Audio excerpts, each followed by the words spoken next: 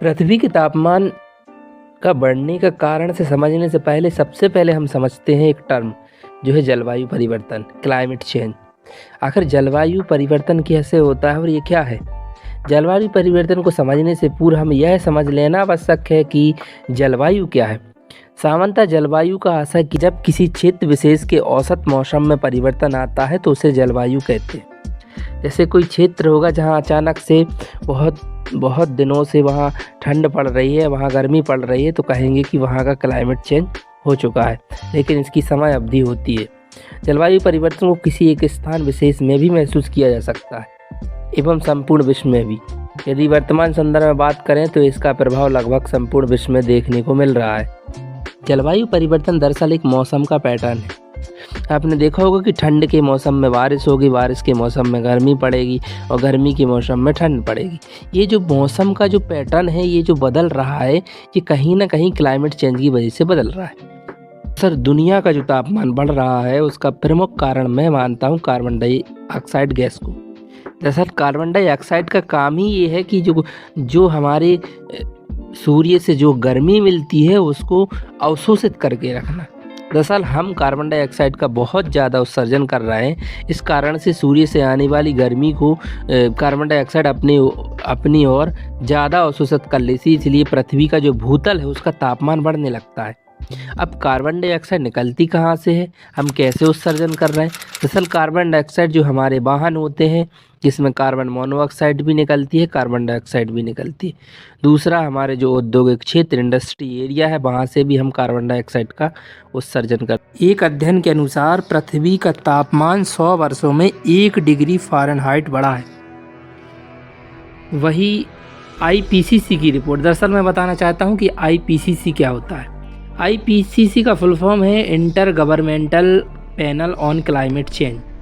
यह विश्व मौसम विज्ञान संगठन और संयुक्त राष्ट्र पर्यावरण कार्यक्रम द्वारा 1988 से जारी की जा रही है और इस रिपोर्ट में कहा गया है कि मानव की वजह से पृथ्वी का तापमान सबसे अधिक बढ़ रहा है। रिपोर्ट कहती है 1990 के बाद से हम इंसानों ने पृथ्वी के तापमान में 1.1 डिग्री सेल्सियस का तापमान बढ़ा लिया है।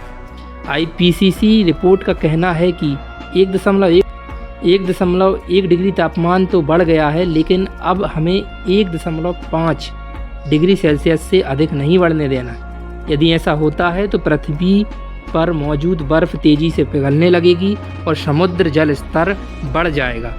द्वीपीय जो देश हैं जैसे मालदीव, मेडागास्कर आदि डूब जाएंगे एवं पृथ्वी में असीमित गर्मी बढ़ेगी, जिससे प्राणियों का जीवन में संकट आ जाएगा। अब सवाल है कि इस तापमान को रोकने के लिए क्या कोई इंटरनेशनल संगठन है? इसका जवाब है जी हाँ। दरअसल तापमान को रोकने के लिए यूनाइटेड स्टेट द्वारा United Nations framework convention on climate change एक बहुउद्देशीय संगठन बनाया गया है। वर्ष 2015 में UNFCCC के 195 देशों ने पेरिस में ग्रीन हाउस गैसों को कम करने का एक लक्ष्य रखते हुए एक समझौता किया, जिसे पेरिस समझौता कहा जाता है। पेरिस समझौता की शर्तें क्या हैं? पेरिस समझौता कहता है कि 1990 के दशक से अब तक पृथ्वी का तापमान 2 डिग्री सेल्सियस से अधिक नहीं होना चाहिए।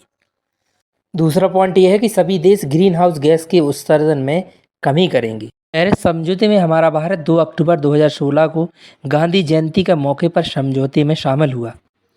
अब समझते हैं आगे की राह क्या होगी। हम जानते हैं कि पृथ्वी एक ऐसा प्लानेट है जहां जीवन संभव है और जीवन की संभावना पूर्ण होती है हमारे पर्यावरण से। हमारे पर्यावरण के बेतहाशा दोहन ने पृथ्वी के जीवन को कठिन बना दिया है। अगर बात करें पेरिस समझौता की, तो अमेरिका देश इस समझौते से हर बार आनाकानी करता आया है। देखना ये होगा कि इंसान कितना पर्यावरण के प्रति जागरूक होते हैं। हमारे पृथ्वी को सुरक्षित रखने की जिम्मेदारी हम सब नागरिकों की भी है। पर्यावरण को ध्यान में रखकर अगर हम अपनी ज़रूरतों को पूरा करेंगे तभी हमारे प्लानेट को बचाया जा सकता है। आपको हमारा टॉपिक कैसा लगा कमेंट ज़रूर करें। इसी तरह की इन्फॉर्मेशन पाने के लिए मेरे चैनल को सब्सक्राइब करना ना भूलें। थैंक यू, धन्यवाद।